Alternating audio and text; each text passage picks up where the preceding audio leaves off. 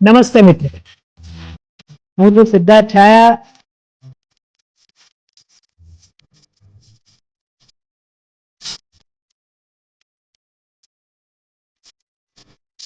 તો સ્વાગત છે તમારું સિટ ટોક્સમાં. નમસ્તે મિત્રો અને પોડકાસ્ટ ડાયરીઝના આ ખાસ એપિસોડમાં તમારું સ્વાગત છે. તમે જોઈ જ રહ્યા છો કે મારી સામે કોણ બેઠા છે, એટલે આમ જુઓ ને તો આમ પણ આપણે ત્યાં જે છે જાણીતા ગુજરાતીઓ જ આવે છે, એટલે કોઈની ઓળખાણ કરાવવાની ન હોય, પણ અભિષેકભાઈની ઓળખાણ કરાવવી એ પણ મારા ખ્યાલથી જરૂરી નથી, કારણ કે અભિષેક જૈન સાથે એટલી બધી વસ્તુઓ જોડાયેલી છે જે ગુજરાતી ફિલ્મોને સીધી ટચ કરે છે. અને એ આવ્યા છે એટલે આજે એક આપણું જે ફોર્મેટ હોય છે એમાં આપણે ફેર મોટો કરવાના છીએ. એ શું છે હું તમને પછી કહું. પહેલાં અભિષેકભાઈ, તમારું ખૂબ ખૂબ સ્વાગત છે પોડકાસ્ટ ડાયરીઝમાં. તમે આજકાલ તો ન કહી શકાય, પણ હમણાંમાં હાલ ફિલહાલમાં એક રીતના કહો તો પોડકાસ્ટ પ્રી ઉપર છો. મેં તમારા ઘણા પોડકાસ્ટ જોયા અને એટલે આજકાલ એટલે અહીંયા તમારું સ્વાગત છે. અને એમાં બધાએ ઘણી બધી તમારી વ્યક્તિગત વાતો વિશે જાણકારી મેળવી લીધી છે. એટલે અહીંયા આપણું ફોર્મેટ નોર્મલ એવું હોય છે કે વ્યક્તિગત તમારું જીવન શું રહ્યું એનાથી આપણે શરૂઆત કરીએ છીએ, પણ અત્યાર સુધી લોકોને ઘણી જાણકારી મળી ગઈ છે. એટલે આજના આપણા પોડકાસ્ટનો સંપૂર્ણ ફોકસ ગુજરાતી ફિલ્મ ઇન્ડસ્ટ્રી ઉપર જ રહેવાનો છે.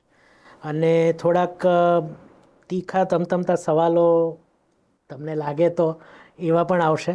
અને અભિષેકભાઈની એક વસ્તુ જે મને ગમે છે એ છે કે એ જે હોય છે એ કહી દે છે. અને એમના એક ઉદાહરણ પણ મેં એક એમના પોડકાસ્ટમાં સાંભળ્યું કે એમનાથી રહેવાતું નથી. જ્યારે ગુજરાતી ફિલ્મ વિશે કોઈ એવી વાત આવે ને કે જે એમને નથી ગમી, અથવા તો એમને એવું લાગ્યું કે આમાં લેક કરે છે, તો એ રહી નથી શકતા, એ જે તે કન્સર્ન પર્સન હોય એને કહેતા. તો એમની પાસેથી એ જ આશા છે કે આપણે અહીંયા પણ એ જ રીતના કરશું. તો અભિષેકભાઈ, ફરીથી તમારું સ્વાગત. અને આપણે જરા હવે બોક્સિંગની મેચ શરૂ કરીએ. તમે, મેં કીધું પણ આજકાલ ઘણું કડવું બોલો છો ગુજરાતી ફિલ્મ ઇન્ડસ્ટ્રી, જેના તમે એક ભાગ છો. તો લાતબાર મૂકી દેશે નહીં તમને બીક, અથવા તો એવું તમને નથી લાગતું કે મને આ લોકો, કારણ કે ઘણા તમે સિક્રેટ્સ કહો અથવા તો ઘણા સત્યો બહાર લાવ્યા છે ગુજરાતી ફિલ્મ ઇન્ડસ્ટ્રીને, અથવા તો જે આ લેક કરે છે એ બધી ઘણી વાતો તમે, મેં કીધું પ્રમાણે, બ્લન્ટલી તમે બોલી રહ્યા છો. આ તો સર આઈ થિંક એક પરસેપ્શન છે કે આવું કંઈક તડકતું ભડકતું અને શું કહેવાય મીડિયાની ભાષામાં કે કોન્ટ્રોવર્શિયલ ને આ બધું અંદર જુઓ તો આ માત્ર ઇન્ટરનલાઇઝેશનનું પ્રોસેસ છે ને. અને બીજી બાજુ કે અત્યારે ને હું પહેલાંથી પણ મેં એક બુક પણ લખેલી, આ તો જસ્ટ વાત છે. એ બુકમાં બંને ફિલ્મો કેવી રીતે જે છે ને બેયાર એના મેકિંગના જે મારા અનુભવો હતા એના વિશે પણ લખ્યું છે. હું બહુ પહેલાંથી જ, એટલે કડવું બોલતો આવ્યો છે એવું નહીં કહું, પણ હું પહેલાંથી જ આઈ હેવ બીન એક્સપ્રેસિવ. અને તો મને એમાં કંઈ કેવું નથી લાગતું કે એને કોઈ પણ પ્રકારના બોક્સની અંદર કે માળખાની અંદર ટેગ કરવાની જરૂર છે કે આ કડવું છે કે આ સત્ય છે. આ મારું સત્ય છે, આવી મારી ધારણા છે, આવું મારું પરસેપ્શન છે, આવું હું માનું છું અને આ હું સમજું છું. હવે એને જે રીતે સામેવાળાએ પરસીવ કરવો હોય, ધારો કે તમને એવું લાગે છે કડવું છે, મને નથી લાગતું એ કડવું છે, અને મને જે છે એવું જ લાગે છે. અને બીજી વાત કે નાતબારની વાત તમે કરી, કે મને લાગે છે કે તમારા પરિવારના જનો તમને કોઈ ટકોર કે સૂચન આપી શકે છે કે તમે જે કરી રહ્યા છો એ બાજુ તમારું ધ્યાન દોરી શકે છે. અને જ્યારે હું તમે કહું છું તો હું કંઈ બહાર બેસીને નથી કહી રહ્યો, હું ઘરનો જ મેમ્બર છું. તો હું મારા હકથી કે મારું પોતીકું સમજીને કહું છું. એમાં આપણે ઘરના મેમ્બરને નાતબાર નથી કરતા ને.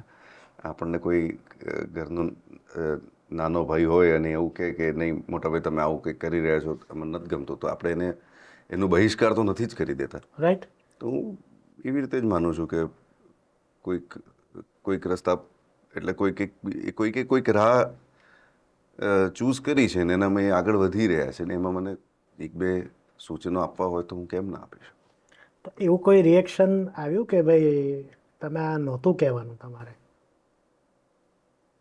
એટલે ઘણા લોકો એવું પણ કહ્યું છે કે તમે સારું બોલ્યા, પણ હું કોઈ ઓરેટર નથી કે હું કોઈ ભાષણ આપવા ગયો હું ના, કે હું એટલે એ જે સારું આપણે બોલું. જે કહ્યું તમને જે યોગ્ય લાગ્યું એ તમે કહ્યું, હા, તો એ જ પછી રીતે કોઈને એવું કે ભાઈ આ કેમ તે મારા વિશે આવું કીધું, નહીં, મારા વિશે એટલે મેં તો કોઈ વ્યક્તિગત વિશે કંઈક વાત કરી પણ નથી. ઇન્ડસ્ટ્રી વિશે કે તો એ જ હું કહું છું ને કે એટલે હું ના બોલી શકું તો કોણ બોલે, એમ મને એવું લાગે છે કે કોઈક નીચે કેટલીમાં ચા જે બનાવતો હોય એ તો નથી જ બોલવાનો. ઓફકોર્સ.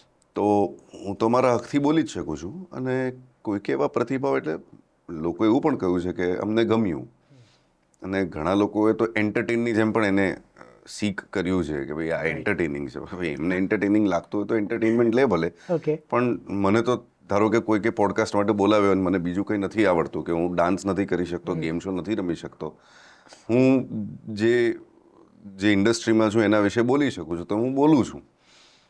હવે કોઈને એન્ટરટેનમેન્ટ લાગે છે તો એન્ટરટેનમેન્ટ લાગે છે, કોઈને ખોટું લાગે છે તો ખોટું લાગે છે. ઘણા લોકો છે, આ તો બધી Right. શું પેસિમિસ્ટિક વાતો છે. ઘણા લોકો છે જેમને બહુ સારું લાગ્યું કે નહીં, અમે રિલેટ કરી શક્યા, કે પછી અહીંયાથી અમને પણ ઇન્ટરનલાઇઝેશન કરવાનું એક શું કહેવાય ટ્રિગર મળ્યું Right. કે નહીં, તમે જે કહ્યું છે એના વિશે આપણે કદાચ કંઈક કરી શકીએ.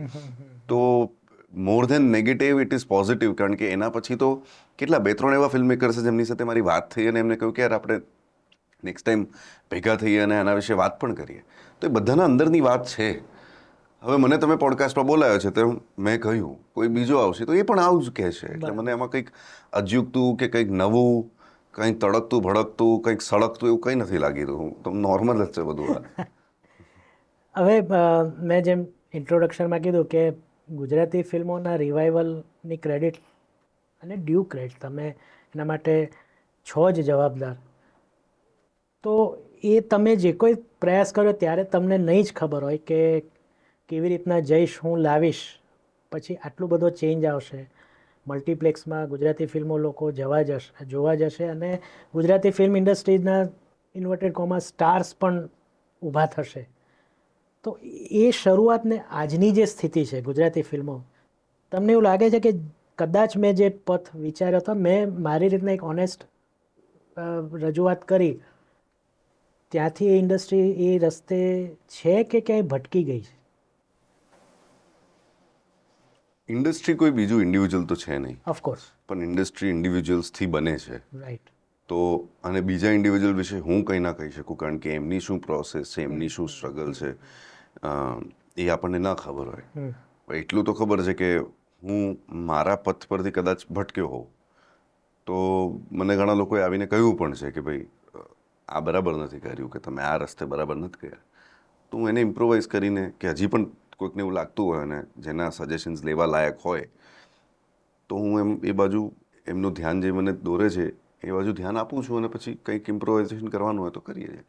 બટ આજે તમારો પ્રશ્ન છે કે ઇન્ડસ્ટ્રી ભટક્યું છે, કે આ બધા બહુ જ મને લાગે છે થોડાક પેસિમિસ્ટિક અપ્રોચીસ છે. પણ ઇન્ડસ્ટ્રી ગ્રો કરી રહી છે એટલા માટે ચર્ચા પણ થઈ રહી છે. ઇન્ડસ્ટ્રી ગ્રો કરી રહી છે એટલા માટે આપણે વાત પણ કરી રહ્યા છે. અને ઇન્ડસ્ટ્રી ગ્રો કરતી હોય તો જેટલું તમે ગ્રો કરતા હોય એટલા તમારા મિસ્ટેક્સના કે શું કહેવાય ઇમ્પ્રોવાઇઝેશનના સ્કોપ્સ વધી જતા હોય છે. જેટલા મિસ્ટેકના વધે છે એટલા ઇમ્પ્રોવાઇઝેશનના વધે છે. અને બધી ચર્ચા એની જ છે. પણ આજે એક દાયકા ઉપર થઈ ગયો. ચલો આપણે સાઉથ ઇન્ડિયન એટલે આપણે એટલા મેગા બજેટના મૂવીઝ નથી બનાવી શકતા, પણ ઘણાની એવી જે રેગ્યુલર મરાઠી સિનેમા પણ જોવે છે, એની પણ એક ફરિયાદ છે કે વિષયમાં નવીનતા કેમ નથી આવતી. હા, હમણાં છેલ્લે જેટલા મૂવીઝ આવે જેમ કે કમઠાણ હતી, કે કસુંબો હતી, કે હમણાં જે સમંદર આવી છે, વિષયની નવીનતા આવી છેલ્લી 2-4 મૂવીઝમાં જોવા મળી છે. બાકી ઓવરઓલ એની મતલબ લોકોને હસાવાના જ પ્રયાસો ગુજરાતી મૂવીએ, કદાચ હું ખોટો હોઉં તો તમે મને સુધારી શકો છો, પણ અત્યાર સુધીના 10 વર્ષમાં મોટે ભાગે કોમેડી મૂવીઝ વધુ આવી છે. પણ જે બેઝિક છે કે અલગ સામાજિક વિષયો, એક સમય એવો હતો જ્યારે હું નાનો હતો ત્યારે 2 પ્રકારના મૂવી હતા. એટલે મારા જે વડીલો હતા એમ કે ભાઈ ગુજરાતી મૂવી છે પણ સામાજિક છે, દેટ મીન્સ તો અમે આવીએ. તો એ યુગમાંથી કંઈક સામાજિક મૂવીઝ, એટલે જે સમાજને, જેમ કે હમણાં એક મરાઠી મૂવી આવ્યું જૂના ફર્નિચર, એ ટાઈપનો કોઈ વિષય, એવું કંઈ લાવીને કંઈક નવીનતા પીરસવાની જરૂર નથી લાગતી? વિષય પર જો વાત કરું તો મને લાગે દરરોજે કંઈક ના કંઈક નવું તો આવી જ રહ્યું છે. એની રજૂઆત કદાચ જૂના સ્ટાઇલની હોય કે નવી સ્ટાઇલની હોય એ એક અલગ ચર્ચાનો વિષય છે. પણ પહેલો જે તમારો પ્રશ્ન હતો કે એક દસકા જેવો નીકળી ગયો છે, બરાબર છે. In the timeline of the history of mankind આ 10 વર્ષ તો કંઈ નથી. ઓકે. એટલે 10 વર્ષની અંદર કોઈક વસ્તુમાં બદલાવ આવી જાય એવું એ પણ ઇન્ડસ્ટ્રીના કોન્ટેક્સ્ટમાં એ અપેક્ષા રાખવી મને થોડીક ઓકે. વધારે પડતી ડિમાન્ડિંગ લાગી રહી છે. ઓકે. અને તમે જે વાત કહી કોમેડી, માત્ર કોમેડી બનતું હોય છે વધારે પડતી, તો આપણે એ પણ જોવું જોઈએ કે આપણી ગુજરાતી પ્રજા જે છે એ ક્યાંથી આવે છે. અને in the entire hierarchy of lifestyle એક પ્રકારની સમૃદ્ધિ કે એક પ્રકારની સિક્યોરિટી ના આપણા ત્યાં કંઈક એવું છે કે સતત ઇન્સર્જન્સ ચાલતું હોય, કે સતત સોશિયલ ડિસ્ટર્બન્સ ચાલતું હોય, કે સતત કલ્ચરલ ઉથલપાથલ ચાલતી હોય. So we are not on burning pot. Correct. તો એ ભાપ નીકળે ને. એવું કંઈ છે નહીં. તો જ્યારે માણસ સુખી હોય છે ત્યારે સુખ ભોગવે છે. તો એમાં જો કોમેડી ફિલ્મ્સ આવે તો એમાં કંઈ ખોટું છે જ નહીં. હા, એક જ જેવી ફિલ્મ્સ આવ્યા કરે છે એ કદાચ પ્રોબ્લેમ છે. પણ એ પ્રોબ્લેમ કેવું છે કે 100 ફિલ્મમાંથી તમે કદાચ 50 ફિલ્મ પણ એક જેવી બનાવશો તો બીજી 50 તો અલગ નીકળશે. અને હું જે વાત કરું છું, જો તમે કારણ કે 10 વર્ષ પકડીને ચાલી રહ્યું છે, આમ તો 80 વર્ષ ઉપર થઈ ગયા ઇન્ડસ્ટ્રીને, પણ 10 વર્ષની જો વાત કરીએ તો 10 વર્ષ પહેલાં એટલે 2014 બે યાર કોમેડી ડ્રામા જે પણ તમે કહી શકો છો, ફેમિલી ડ્રામા, પણ એને બાદ કરી દઈએ. એના પછીની જેટલી પણ ફિલ્મો છે એ છેલ્લો દિવસ હોય કે પછી ગુજ્જુભાઈ હોય, હેલારો હોય, છેલ્લો શો હોય, ચાલ જીવી લઈએ હોય. આ તમે 5 નામ લીધા, બીજા 5 પણ લઈ શકો છો. કરસનદાસ પે એન્ડ યુઝ, બરાબર છે. હેલારોનું તમે નામ લીધું જ, બરાબર છે. વશ થઈ ગઈ. અને કસુંબો, અત્યારે કમઠાણ અને સમંદર. આ 10 અલગ છે. આ 10નું મેં સેમ્પલ લીધું ને એમાં ક્યાંય મને એવું નથી લાગ્યું કે 5 એક જેવી છે.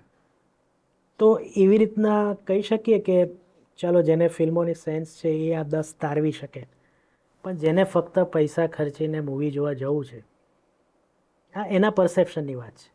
એ એમના વિચારે કે આમાં શું નવું હશે, તો એને કારણે કોઈ અસર પડતી હોય સારી ફિલ્મોને? અસર તો સારી અને ખરાબ બંને ફિલ્મોને પડે છે.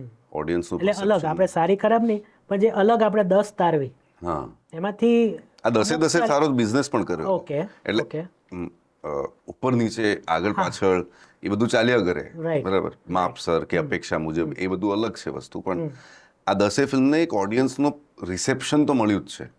તો આપણે એવું કહી જ નથી શકતા કે ઓડિયન્સ અલગ કે જુદા વિષય માટે તૈયાર નથી.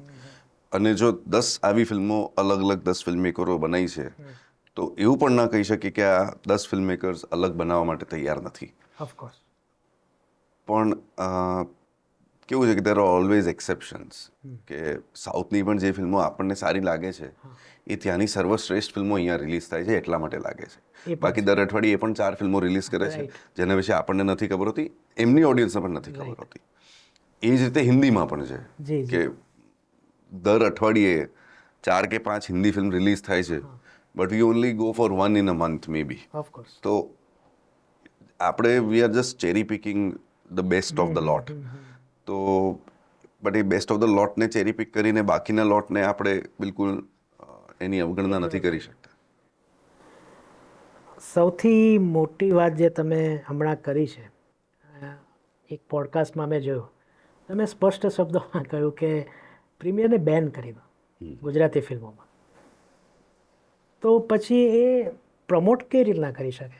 આપણે પ્રીમિયર વિશે ઘણી વાતો કરવાની છે, પણ બેઝિક સવાલ મનમાં આવે કે ઘણા ફિલ્મકારોનું કહેવું એવું છે કે ભાઈ જેમ ઘરમાં પુત્રની કે પુત્રીના લગ્ન થાય તો એને એક આખો પ્રસંગ ઉજવીએ, તો જે એ આખી પ્રોસેસ છે એ પત્યા પછી અમને પણ ઉજવણી કરવાનું મન થાય છે એટલે અમે પ્રીમિયર રાખીએ છીએ. બરાબર છે. તમે સીધી વાત કરો કે પ્રીમિયર બેન જ કરી દો. એના પછી હું હસ્યો પણ છું એ ડાયલોગ લઈને. અહીં કટાક્ષ જ હતું ઓકે. અને એ સટાયર જ છે, કારણ કે એના પછી મેં એ જ કહ્યું કે પ્રીમિયર બેન કરી દો, કારણ કે પ્રીમિયરમાં ઉજવણી જેવું નથી હોતું. અચ્છા. એ ઉજવણી નથી બનતી. અને જો ઉદ્દેશ્ય ઉજવણી જ હોય તો 10 પ્રીમિયર રાખવા જોઈએ. રાઈટ. પણ બીજી વસ્તુ એ છે કે પ્રીમિયર પતાવ્યા બાદ આપણે આવીએ છીએ ઉજવવા માટે, અને પછી પ્રીમિયર પતાવ્યા બાદ આપણે એ જ વસ્તુને વખોડીએ છીએ કે એની અંદર એક નેગેટિવ વાઇબ લાવીએ છીએ. ધારો કે બાળકના જન્મનો તમે ઉદાહરણ આપ્યું કે બાળકના જન્મનો એક પ્રસંગ છે, બરાબર છે. એ પ્રસંગમાં તો આપણે હા હી કરીને હસતા રમતા એ પ્રસંગને આશીર્વાદ આપીને આપણે બહાર નીકળીએ છીએ. પછી બહાર નીકળતા સાથે જ પાર્કિંગમાં જ જો આપણે બેસીને એ બાળકને વખોડવાનું શરૂ કરીએ. એ પણ મને યાદ છે કે પ્રીમિયરમાં વ્યક્તિ અલગ હોય છે અને બીજે દિવસે ચાની કીટલી પર તમારા શબ્દો હતા. ચાની કીટલી પર જ્યારે એ 4 જણા ભેગા થાય છે ત્યારે શું બનાવી નાખ્યું? તો મારો પ્રોબ્લેમ આ હિપોક્રેસીથી છે કે તો પછી પ્રીમિયર અટેન્ડ કરવા નહીં આવવાનું, અને જો આવો તો જે તમને યોગ્ય સમય લાગે. હું નથી કહેતો ઉજવણીના દિવસે, રાઈટ, એના ભલે 1 મહિના પછી તમે ફિલ્મ મેકરને તમારી જે પણ તમારી ભાવના છે એક્સપ્રેસ કરી જ શકો છો. રાઈટ. મારા અંશે ઘણા બધા લોકો કરતા હોય છે, ઘણા નથી પણ કરતા. પણ કાં તો દુનિયા જ એમને સમજાવી દે છે કે ભાઈ ફિલ્મ કેમ ચાલી કે કેમ ન ચાલી એ સમજાઈ જ જાય છે, એક ઇન્ટરનલાઇઝિંગ થઈ જ જાય છે. પણ તે સિવાય મારા એ સ્ટેટમેન્ટનો મારો અર્થ એવો જ હતો કે માત્ર જો પ્રીમિયર દેખાવ શું કહેવાય શો ઓફ માટેનું હોય તો ના કરવું જોઈએ. હા, તો કોઈ એનો અર્થ નથી. ખરેખર ઉજવણીનો હોય તો મજા છે. તો બીજો પણ એક આ પ્રશ્ન મારા મનમાં પણ ઘણા વખતથી છે કે પ્રીમિયર હોય કોઈ મૂવીનો ગુજરાતી તો 4-5 સ્ક્રીન એટલે એવરેજ ગણીએ ને તો પણ 1200-1500 લોકો ફિલ્મ રિલીઝ થાય એના આગલા દિવસે જ જોઈ લે છે. અને હું પોતે આપણે હમણાં ઓફ ધ રેકોર્ડ વાત થઈ એ પ્રમાણે ફર્સ્ટ ડે ફર્સ્ટ શોમાં હું નોર્મલી જતો છું ત્યારે 5 જણા 6 જણા હોય છે. તો શું પ્રીમિયરમાં જનારાઓની સંખ્યા ઉપર કાપ મૂકવાથી મતલબ 1500-1200 ને બોલાવો એના કરતાં તમે છો કે ટૂંકમાં જે ફિલ્મના ઉદ્યોગ સાથે સંકળાયેલા છે એવા જ 500-600 જણાને બોલાવીને 1 કે 2 સ્ક્રીનમાં ના પતાવી દેવાય? એ પર્સનલ પ્રેરોગેટિવ છે. પણ એટલે એનાથી કોઈ ફિલ્મ ઉપર અસર પડે એવું તમને નથી લાગતું? એ બીજી બાજુ જુઓ તો આ 1200 જણા ફિલ્મના રિલીઝના 1 દિવસ પહેલા આવીને ફિલ્મ વિશે લખે છે, તો જે શુક્રવારે ફિલ્મ રિલીઝ થાય છે એ સવાર સુધીમાં લોકો પાસે આટલા બધા. એમાં પણ એક તકલીફ છે કે એ લોકો અંડર એમાં આવીને ફિલ્મને સારી જ કહે છે. બહુ ઓછા લોકો હશે જે વખોડતા છે. હું તમને મારું ઉદાહરણ આપું પણ વખોડવાનું કામ તો સર આંબી ક્રિટિકનું છે કે તો પછી ઓડિયન્સનું છે. એને પ્રીમિયરમાં બોલાવો તો એને એની સાચી વાત કહેવી જોઈએ, પણ ઓબ્લિગેશનમાં રહીને કોઈ કહેતું નથી. હું તમને મારું ઉદાહરણ આપું. થઈ જશે મૂવી આવ્યું હતું એના premier it was my first premier. તો એમના જે ડાયરેક્ટર હતા એમને ત્યારે હું એક ન્યૂઝ સંસ્થા માટે કામ કરતો, એટલે બીજે દિવસે મારે રિવ્યૂ લખવાનો. અને એ પહેલાં પણ એમની પ્રેસ કોન્ફરન્સીસ મેં એટેન્ડ કરી હતી, એટલે મને ઓળખતા હતા. એટલે મને કે સિદ્ધાર્થભાઈ કાલે રિવ્યૂ લખો ને તો સાચો લખજો, સારો નહીં. આવા બહુ ઓછા જોયા છે મેં. અને છેલ્લા કોવિડ પછી તો હું એક પણ પ્રીમિયરમાં પણ નથી ગયો, અને કદાચ આમંત્રણ આવે, હવે તો આવતા પણ નથી. હું હાથ જોડીને ના પાડું કે ના, હવે હું પોતે જઈશ અને હું જાતે નક્કી કરીશ. તો પ્રશ્ન એ છે કે આ જાતની ટીકા સહન નથી થતી, એના વિશે પણ આપણે કરીશું. પણ જે પ્રીમિયરમાં કરે છે એના પર બી ડિપેન્ડ કરે છે. રસ્તામાં ચાલતો કોઈ માણસ મને મારી ડ્રાઇવિંગ પર ટિપ્પણી આપે કરતાં મારા ઘરનો વ્યક્તિ મને એવું કહે તો એ રીતે. તો તમે જ્યારે વાત કરો છો કે કોઈ રિવ્યૂ લખનાર વ્યક્તિ છે કે કોઈ ક્રિટિક છે, તો એ તો ઘરનો જ વ્યક્તિ કહેવાય ને, કે કોઈ ફ્રેટર્નિટીનો વ્યક્તિ હોય. એ સહન નથી થતું, બહુ ઇન્ડિવિજ્યુઅલિસ્ટિક. એટલે આખી ટીમ છોડી મૂકવામાં આવે એને ટ્રોલ કરવા, એને એબ્યુઝ કરવા માટે. આ ગુજરાતી ફિલ્મ ઇન્ડસ્ટ્રીની જ વાત છે. આઈ એમ શ્યોર થતું હશે, બધે થાય છે, એટલે આવું અહીંયા પણ થતું હશે. અને પછી 10 દિવસ થાય એટલે એ બધી પ્રોફાઇલો ગાયબ થઈ જાય. અચ્છા, આટલું કોણ ટ્રેક કરે છે? ના, એટલે જેને પ્રોફાઇલ આજે છે અને કાલે નથી. પેલું કહેવાય ને કે રામબાણ વાગ્યા હોય એ જાણે. એટલે જેને સફર કર્યું હોય એટલે આવું થાય છે. એટલે તમને ખ્યાલ નહોતો તો મેં કદાચ તમારા ધ્યાનમાં આ વસ્તુ લાવી. તો તમે કીધું કે 2 પ્રકાર, એટલે એક વ્યક્તિ 2 પ્રકારે વર્તન કરે છે. તો તમે એ લોકોને તમારી જાણમાં આવ્યા તો તમે જે તે વ્યક્તિને કીધું અથવા તો તમારું શું રિએક્શન હોય છે? ધારો કે ચલો એ વસ્તુ બાજુ મૂકીએ, તમને કોઈ XYZ ગુજરાતી મૂવીના પ્રીમિયરમાં બોલાવે તમને ન ગમ્યું તો તમે શું કરો? તમને આવીને પૂછવાનો જ છે પેલો મેકર, તો તમે શું કરો? એવો કોઈ ઉદાહરણ? નહીં, એટલે પહેલાં તો બધા જ પ્રીમિયરમાં જવાનો મોકો પણ નથી મળતો. રાઈટ. અને જેમ આને હું ઉજવણી સમજું છું એ જ પ્રકારના કે એ જ પ્રીમિયર્સમાં જવાનું થાય છે જ્યાં કંઈક અંગત કનેક્શન હોય રાઈટ. મેકર સાથે, ફિલ્મ સાથે, એના કોઈ પણ ક્રૂ મેમ્બર કે કાસ્ટ મેમ્બર સાથે. અને ફિલ્મ પત્યા બાદ કોઈક અધીરો થઈને એને બધું કહી જ દેવું છે ને આખી ઉલટી કરી દેવી છે એવું નથી હોતું, કારણ કે ફિલ્મ તો આમે બની ચૂકી છે, રાઈટ. રિલીઝ થઈ ચૂકી છે. રાઈટ. તો એ જે તે સમય ભલે એ રિલીઝના બીજા દિવસે હોય કે મહિના પછી હોય કે વર્ષ પછી હોય, જ્યારે પણ મળીએ, જ્યારે પણ મોકો મળે ત્યારે બેસીને ચર્ચા થાય કે ભાઈ આવું કંઈક આપણે કરી શક્યા હોત, કે આવી રીતે આપણે જો આને જોયું હોત, કે કદાચ રિલીઝમાં આવું થયું અથવા તો એડિટમાં આવું થયું કે રાઇટિંગમાં આવું થયું, તો એ તો થાય જ કરે છે. અને એ તો જેટલા પણ લોકો મારી આસપાસના છે બહુ ઓછા જ છે, પણ અમે લોકો ચર્ચા કરતા જ હોઈએ છીએ, એમાં બધા જ આવી ગયા. પણ એના કરતાં વધારે પ્રીમિયર પછી કહેવું કે તમે કંઈ કરી નથી શકવાના એ બાબતે બરાબર છે, પણ જો એની પહેલાં જ મેકિંગના પ્રોસેસમાં, રાઇટિંગમાં, એડિટ પર, રિલીઝની પહેલાં અને એડિટ પછીની જે જર્ની છે, જ્યારે કંઈક ખરા અર્થમાં પ્રોડક્ટિવ ઇમ્પ્રોવાઇઝેશન થઈ શકતા હોય ત્યારે કહેવું એ વધારે યોગ્ય લાગે છે ને. પછી બોલાવતા હોય છે કોઈ સલાહ માટે, કોઈ બોલાવે ખરું કે આ જરા સલાહ માટે બોલાવે એવું નથી હોતું સર. એટલે હું કોઈ વિશેષજ્ઞ નથી, પણ તમારા અનુભવ એમ્પાયર પણ નથી. ઓકે. સલાહ માટે નહીં પણ સેલિબ્રેશન માટે બોલાવી જ શકે છે ને. સેલિબ્રેટ તમે કીધું કે મૂવી બનતી હોય એ ટાઈમમાં, તો એવા કોઈ તો એવું કોઈ ઉદાહરણ તમે શેર? ઘણા બધા ઉદાહરણ, જેટલા પણ 4-5 લોકોને હું સારી રીતે ઓળખું છું એ બધાની સ્ક્રિપ્ટ્સ મને ખબર છે, એ લોકોનું પ્રોસેસ ખબર છે. અમે લોકો એકબીજાના ટચમાં હોઈએ છીએ કે ભાઈ મારે આ વસ્તુની જરૂર છે, તને શું લાગે છે, અહીંયા લોકેશન અથવા આ વ્યક્તિ, આ ઇક્વિપમેન્ટ, સ્ક્રિપ્ટનું આ કંઈક, રિલીઝનું આ કંઈક, પ્રોડક્શનનું આ કંઈક, એ તો ચાલ્યા જ કરે છે. આપણે પ્રીમિયરની વાત કરી રહ્યા હતા, એમાં જે વાત થઈ એ પ્રમાણે સોશિયલ મીડિયા ઇન્ફ્લુએન્સર્સ ઉપર આજકાલ વધુ ભાર મૂકવામાં આવી રહ્યો છે. એક રીતના મદદ પણ કરે છે, જેમ કીધું કે ભાઈ રિલીઝ થાય સવારે જ એક રીતના પછી સોશિયલ મીડિયા આખું ભરાઈ જતું હોય છે ફોટાઓથી. ચલો નો ડાઉટ પેલો કહે ને ઉત્સવ મનાવવાની વાત છે તો એના ફોટા હોય જ, પણ જેમ મેં કીધું એ પ્રમાણે એ લોકો માંડ 1% પણ ઓછા લોકો એમ કહે કે ભાઈ હું ગયો તો પણ મને મજા ના આવી. પણ આના ઉપર આટલું બધું ડિપેન્ડન્સ, કારણ કે જે મેં 1200-1500 કીધું એમાંથી મોટા ભાગના આ લોકો હોય છે સોશિયલ મીડિયા ઇન્ફ્લુએન્સર્સ, તો એના પરની ડિપેન્ડન્સી તમને લાગે છે કે સહેજ વધુ પડતી છે? હોવું જોઈએ ના હોવું જોઈએ એક જુદી વસ્તુ છે, પણ છે ખરી?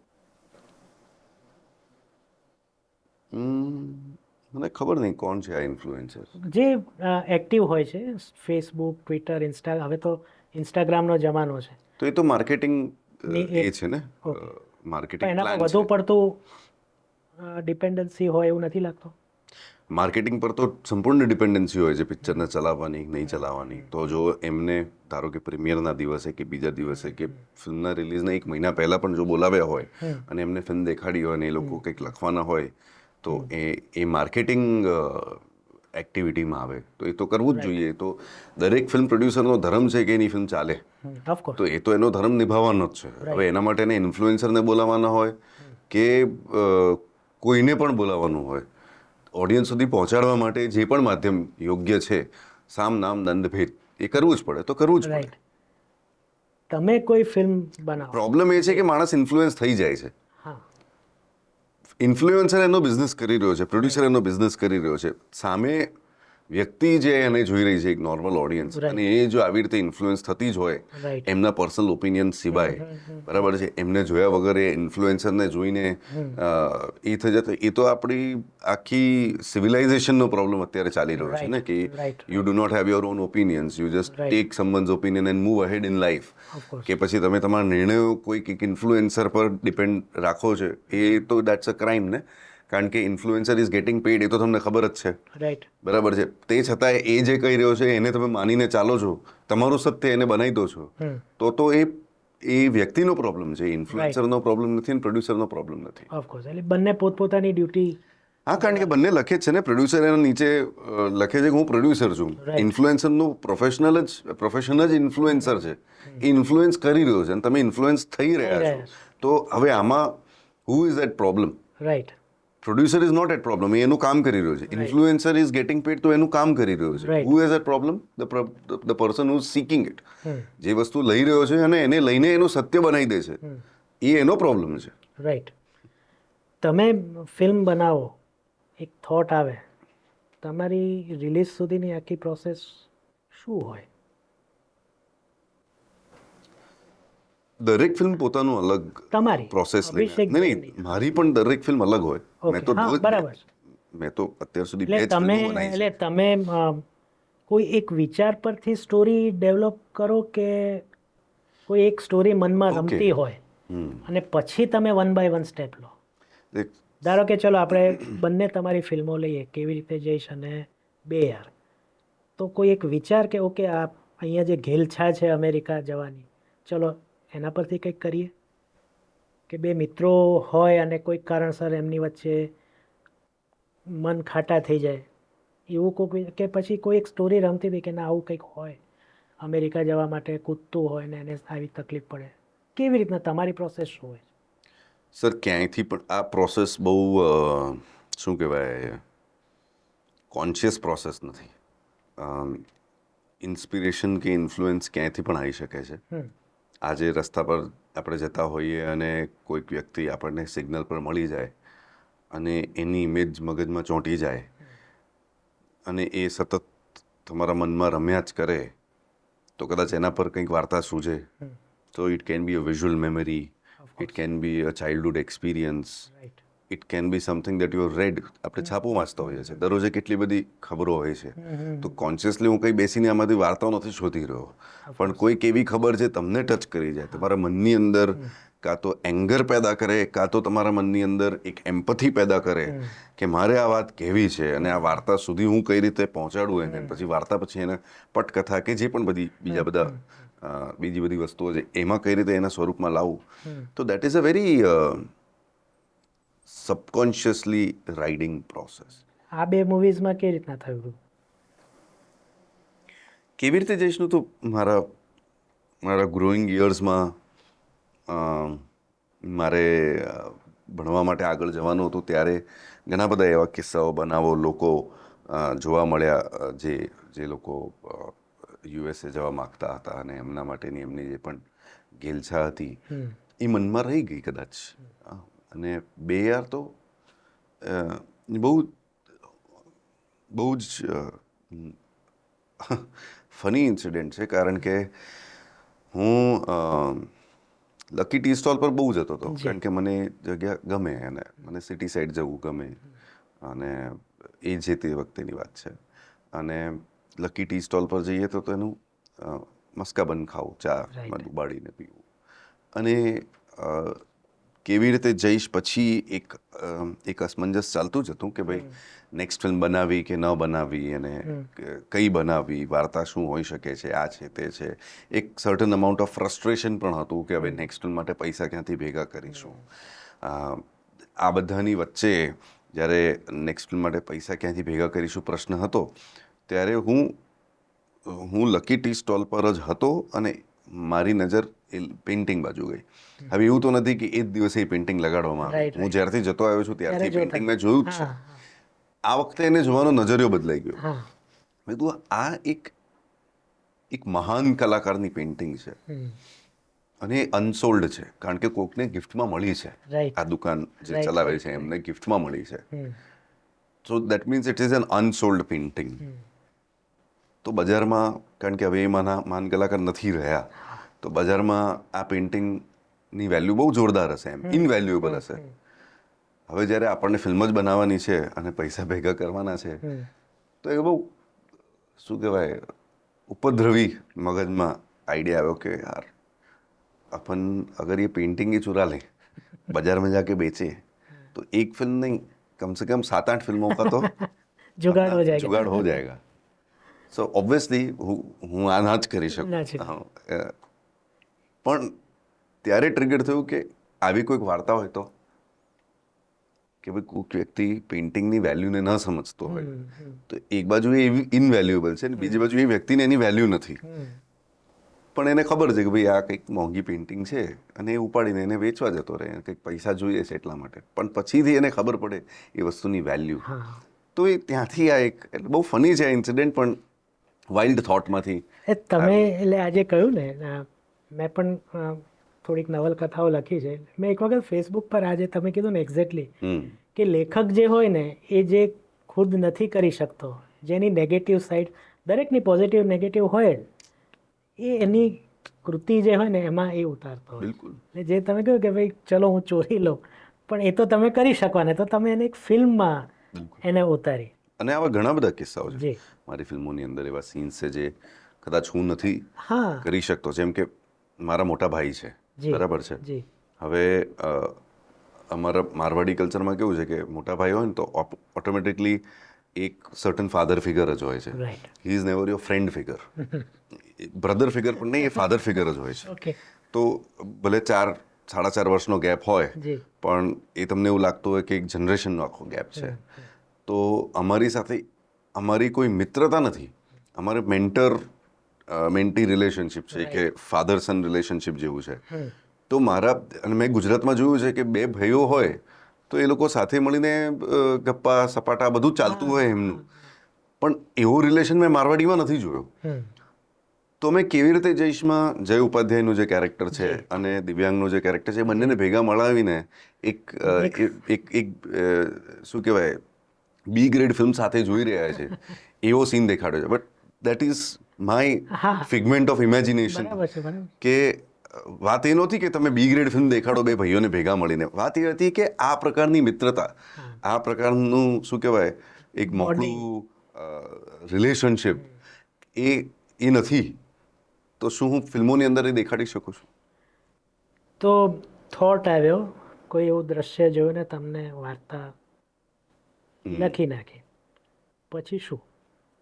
હા, આપણે અભિષેક જૈનની જ વાત કરીએ, બીજાને જે કરવું હોય. હા નહીં, એટલે તમે પછી શું કરો? એકવાર વાર્તા નક્કી થઈ ગઈ, ઓફકોર્સ પછી નક્કી તો ક્યારે થતી જ નથી વાર્તા. એ એક વખત એ મીટર ડાઉન છે કે તે બોલ સેટ્સ રોલિંગ, એના પછી એ ક્યારેક it only keeps on gathering mass, it doesn't stop anywhere. હજી બી વાર્તા કેવું છે કે સર, યુનિવર્સમાં તમને કોઈક સાઇન્સ મળ્યા અને એમાંથી તમને એક સાઇન કે સિગ્નલ મળ્યો ને તમે એનાથી તમને એવું લાગ્યું કે આ વાર્તા મારે કહેવી છે, ત્યારબાદ એ જ યુનિવર્સ તમારી મદદ કરે છે એ વાર્તા કહેવા માટે. દરેક જગ્યાએ, દરેક સમયે, અને એ અલગ અલગ સ્વરૂપ લેતું જાય છે. તમે જે ઇનિશિયલી થોટ આપ્યો એનાથી એ ઇમ્પ્રૂવ થતું જાય, અને સરવાળે તમે જ્યારે એને રિલીઝ કરી દો છો, તો એ તમે રિલીઝ કરો છો, પાછું યુનિવર્સને આપી દો છો. પણ એ મરી નથી જતું, એ ત્યારબાદ તો જીવંત થાય છે. તો તમે એક માધ્યમ બન્યા, યુનિવર્સે એક થોટ આપ્યો, તમે એને એક વાર્તાના સ્વરૂપમાં, ફિલ્મના સ્વરૂપમાં બનાવીને યુનિવર્સને પાછું આપી દીધું. હવે યુનિવર્સ એનું કામ કરે છે, એ લોકો સુધી એ વાર્તા પહોંચાડે છે. એટલે તમે માધ્યમ છો. બીજી બાજુ it never dies, it is always reinterpreted. It always keeps on reliving or taking birth again and again. તો મારી પ્રોસેસમાં હું ઘણું બધું મારા ઇન્સ્ટિંક્ટ્સને ફોલો કરતો હોઉં છું, because I feel those are the science from the universe. અને હું એ ફોલો કરતાં મારું કન્વિક્શન એની અંદર ભેળવતા હું એને ક્રિએટ કરું છું. અને પછી whatever is the interpretation, એ ઓડિયન્સનું ઇન્ટરપ્રિટેશન હોય કે ધ સો કોલ્ડ ક્રિટિકનું ઇન્ટરપ્રિટેશન હોય કે ફ્રેટર્નિટીનું ઇન્ટરપ્રિટેશન હોય, ધીસ આર ડિફરન્ટ ઇન્ટરપ્રિટેશન્સ. કોઈ પણ વસ્તુ એટલા માટે જ 3 ડાયમેન્શનલ છે કે મલ્ટી ડાયમેન્શનલ છે, કારણ કે એને અલગ અલગ પર્સપેક્ટિવ્સથી જોવામાં આવી શકે છે. તમે કાસ્ટિંગ કરો, જેમ કે દિવ્યાંગ છે, પ્રતિક ગાંધી છે, તો એટલે એક થોડુંક ફનીમાં એટલે બજેટ પ્રમાણે કરો કે ના મને તો આમાં તો આ જ જોઈએ, એવું કંઈક ખરું? કંઈક તમારી શું પ્રોસેસ કાસ્ટિંગ? કાસ્ટિંગમાં તો જ્યારે તમે લખતા હો છો કે પછી જ્યારે તમે વાંચતા હો છો જે લખેલું છે એ, ત્યારે તમારા મનમાં કોઈક ને કોઈક ચિત્ર બનતું જાય છે, અને પછી એ ચિત્ર મુજબ, એ પાત્ર મુજબ તમે તમારી આસપાસ જે એક્ટર્સ છે એમને ઇમેજિન કરો છો. રાઈટ. તમને જેની સાથે કન્વિક્શન બેસે છે પછી એમનો સંપર્ક કરો છો, એમને પણ સંભળાવો છો. They have to be equally excited, they have to be equally convinced about it. જો એમને એ ગમે, એ કન્વિન્સ્ડ હોય કે એક્સાઇટેડ હોય કે મારી સાથે આ જર્ની લેવા માટે તૈયાર હોય, કારણ કે એક બહુ મોટું ઇન્વેસ્ટમેન્ટ છે ને. જ્યારે પણ કોઈ એક્ટર ફિલ્મને હા પાડે છે ત્યારથી લઈને ફિલ્મ સુધીની એની પણ જર્ની છે, અને એ જર્નીમાં એ પોતાના ફિઝિકલ, મેન્ટલ, સ્પિરિચ્યુઅલ ફોર્મને પણ આપવાનો છે. તો એ જર્ની માટે જ્યારે એ હા પાડે છે પછી વાત કમર્શિયલની આવે છે, અને ઘણી વખતે એવું પણ થાય છે કે કમર્શિયલી નથી બેસતો, કારણ કે એમની પણ કોઈક અપેક્ષા હોય, તો તમે પછી જવા દો છો, પછી યુ કમ ટુ કોઈ વાર સેકન્ડ બેસ્ટ. એવું બન્યું છે કે ના એટલે જેમ તમે શબ્દ હમણાં કીધું સેકન્ડ બેસ્ટ, કે કોઈ ફર્સ્ટ બેસ્ટ ન મળ્યો હોય ને સેકન્ડ બેસ્ટ લેવો? કાસ્ટિંગમાં તો કોઈ બહુ એકાદ રૂટીન ઉદાહરણ છે. ખરું? કોઈ અમે આ 2 મૂવીઝ જોઈ છે કે એમાં ખરેખર આ હતા, એની બદલે આપણે આ જોયા? હા છે ને. કેવી રીતે જઈશમાં ફાધર, દિવ્યાંગના ફાધરનો જે રોલ કરે છે ને, એ પહેલાં કોઈ બીજા, એ પહેલાં કોઈ બીજા એક્ટર કરવાના હતા. ઓકે. અને એ એક્ટરે શું કર્યું કે કદાચ એમને હા તો પાડી દીધી, કમિટમેન્ટ પણ હતું એમનું, અને એ જમાનામાં અમે લોકો અગ્રીમેન્ટ કે આવું બધું નહોતા કરતા, પણ એવું કંઈક હતું નહીં. તો એ સતત એમને રિહર્સલ્સ પણ કર્યા. પછી ફિલ્મના આઈ થિંક 3-4 દિવસ પહેલાં કે અઠવાડિયા પહેલાં, મને એક્ઝેક્ટલી યાદ નથી, એમને ફોન કરીને કીધું કે મને કોઈક નાટક મળી ગયું છે અને હવે મારે એ નાટક સાથે ટ્રાવેલ પણ કરવાનું થશે, તો મારે આ ફિલ્મ નથી કરવી. અને અમે લોકો એકદમ પેનિક થઈ ગયા, કારણ કે તમારું કમિટમેન્ટ છે, તમે રિહર્સલમાં પણ આવો છો, ને તમે અચાનકથી નાટકને વધારે પ્રાયોરિટી આપીને આ ફિલ્મના જે પણ 20-25 દિવસ શૂટના છે એ તમે કઈ રીતે જતા કરી શકો છો? You can always delay the rehearsal of the નાટક. ને એવું કંઈક, જેટલું મને ખ્યાલ છે એટલું તાબડતોબ તો નથી આવતું કે આજે શરૂ કરીને 25 દિવસ પછી નાટક રજૂ કરી દઈએ. તો એવું કંઈક માન્ય નહીં. તો મને લાગ્યું કદાચ એમને નહોતું કરવાનું, કે પાછળથી એમને આફ્ટર થોટ આવ્યું હશે કે નથી કરવું, કે જે પણ હશે. ત્યાર પછી અમારે દિવ્યાંગે જ મને સજેસ્ટ કર્યું કે अपने विस्लिंग वुड्स में पढ़ाई करवाते थे केनिथ देसाई. बोला वो गुजराती है क्या? बिकॉज आई नो ऑफ केनी sir, with a very nice, suave, polished, English speaking British guy kind of person. પણ સરસ જે એમનું અનંગ દેસાઈ સાથે જે કન્ફ્રન્ટેશનના સીન્સ છે. હા, તો એમને પછી દિવ્યાંગે મને કહ્યું કે એ ગુજરાતી જ છે ભાઈ. પછી હું ગયો, એમને મળ્યો, વાતચીત કરી. એમને પછી મને ખબર પડી કે એમના ફાધર એટલે મહેશ દેસાઈ. મહેશ દેસાઈ જે ગુજરાતી ફિલ્મોમાં કામ કરી ચૂક્યા છે. તો એમને કીધું it will be a great opportunity for me, કે મારા પપ્પાએ ગુજરાતી ફિલ્મોમાં કામ કર્યું, મારે બી કરવું છે. પણ મારી ગુજરાતી એટલી સારી નથી.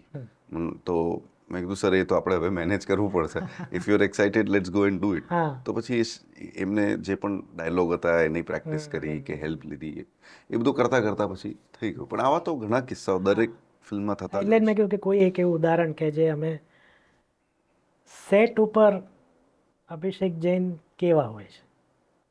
અભિષેક જૈન જેવા જ હોય છે. એવા જ હોય છે, પણ પ્રતિક ગાંધી હવે તો એક એવા સ્તરે પહોંચી ગયા છે, પણ એવા મોટા જેમ કે કેની દેસાઈ, અનંગ દેસાઈ, કે તમે દર્શનભાઈ સાથે સરખું ના કરે તો વઢી નાખો, એવું ખરું? કે એટલે કોઈ પણ એક્ટર, આ તો મેં ઉદાહરણ આપ્યા. એટલે એક હોય ને કે અમુક પછી એક બાંધ તૂટી જાય કે આ કેમ નથી થતો. જો કોઈની જેની સાથે મિત્રતા હોય એને તમે વઢી પણ શકો છો.